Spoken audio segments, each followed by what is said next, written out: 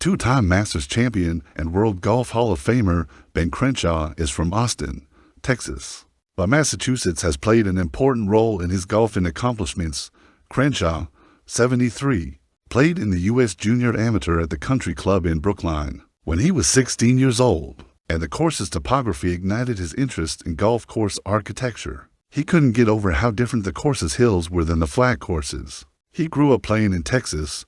Crenshaw also met noted golf writer Herbert Warren Wynn that week, and they became lifelong friends. In 1973, Crenshaw played in his first PGA Tour event at Pleasant Valley CC in Sutton after PV owner Cuzzy Mingola gave him a sponsor exemption to reward him for earning medalist honors at 3 consecutive NCAA championships. He tied for 35th in the USI Classic at PV and earned $903. In 1999, he captained the U.S. at the Country Club to the greatest Ryder Cup comeback to that point.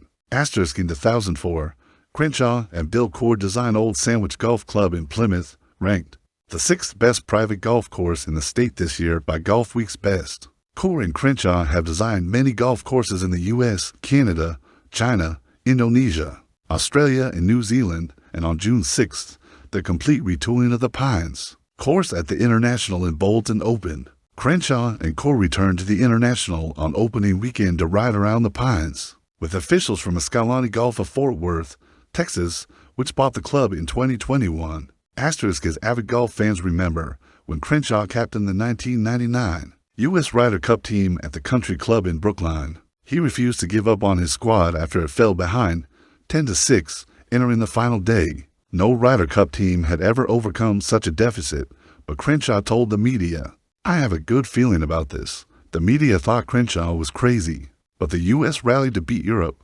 14.5 to 13.5.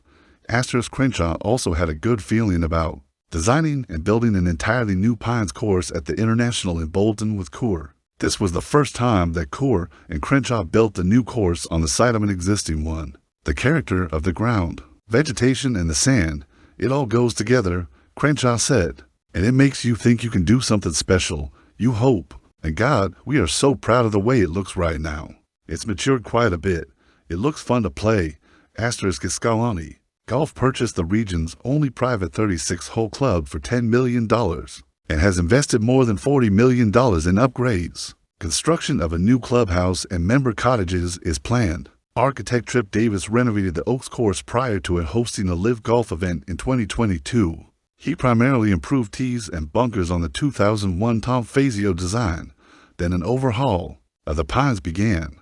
Jeffrey Cornish designed the Pines as a 40-yard course with steeply pitched greens and challenging bunkers. It opened in 1955 on the site of Runaway Brook CC, which opened in 1901 as a 9-hole public course. In 1972, architect Robert Trent Jones Sr. softened several greens and bunkers on the Pines, but he also lengthened the course to 8,325 yards. The par 5 fifth hole was 715 yards long and had a green that measured nearly 90 yards long. For more than half a century, the Pines course was known as the world's longest golf course. Coore and Crenshaw shortened the course to 7,103 yards with a par of 71.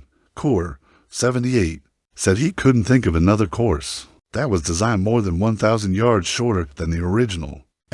When Crenshaw first visited the Pines in 2022, he asked to have the flags removed because he didn't want to know where the greens were. When he envisioned the new layout, no corridor or green site remains from the previous version of the course. You touch on people's skills, Crenshaw said. You don't want to beat them up. You want to encourage good play. You want to reward them. It's a very trite observation, but anybody can build a really difficult golf course, and that's not what you want. You want to welcome them and have each class of golfers have some thrills. The Pines is also one of the region's few courses to feature fescue grass on tees, fairways, and in the rough. Crenshaw said he's still grateful that Mingola gave him his first sponsor exemption, and he was surprised that he did. It kind of came out of the blue. He said, "But I had played some good golf, so I guess I was worthy of a nod." Crenshaw returned to play in several PGA Tour events at PV.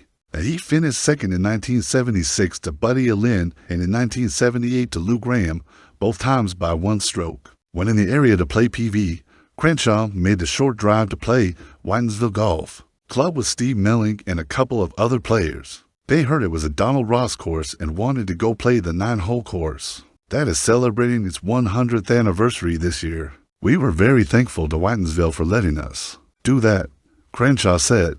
It was a wonderful 9-hole golf course. People don't know that about New England. There are wonderful 9-hole golf courses all through New England, and it has nothing to do with the number of holes. It has to do with the character of the holes. But it was wonderful to see. Crenshaw especially loved the challenging part of her 9th hole. Oh gosh, a gorgeous hole, he said. You remember holes like that.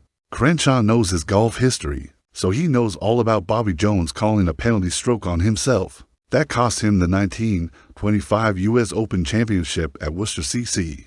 He even recited what Jones said after the media praised him for his honesty in calling the penalty stroke. You might as well praise a man for not robbing a bank. He's also well aware that Worcester CC hosted the first Ryder Cup in 1927. I never did make it to Worcester Country Club, Crenshaw said. I should have. Worcester CC head pro and Elaine said he loved to have Crenshaw play the course first off. We welcome Mr. Crenshaw to come and play Worcester Country Club anytime, Lane said.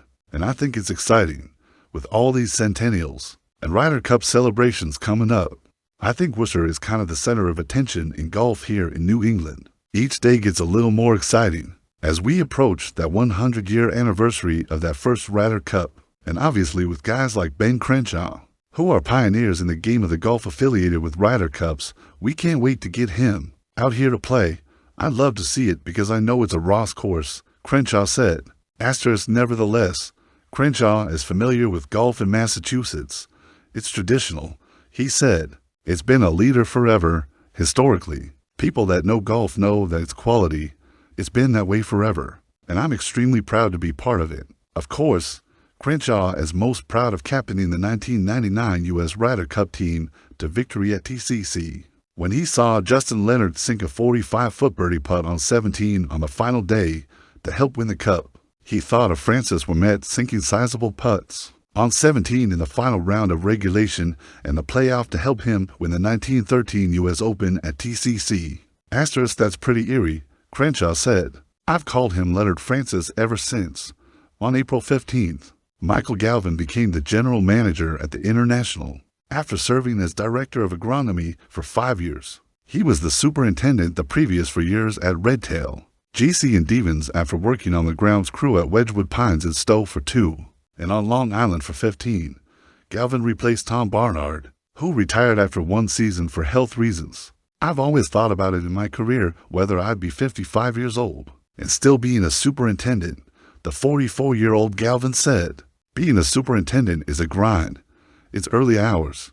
You're at the mercy of Mother Nature. The opportunity came up, and with where we are right now with Coore and Crenshaw and where we're going, and the support of all of Escalante, I felt it was the right decision to make to keep this going in the right direction, Galvin said.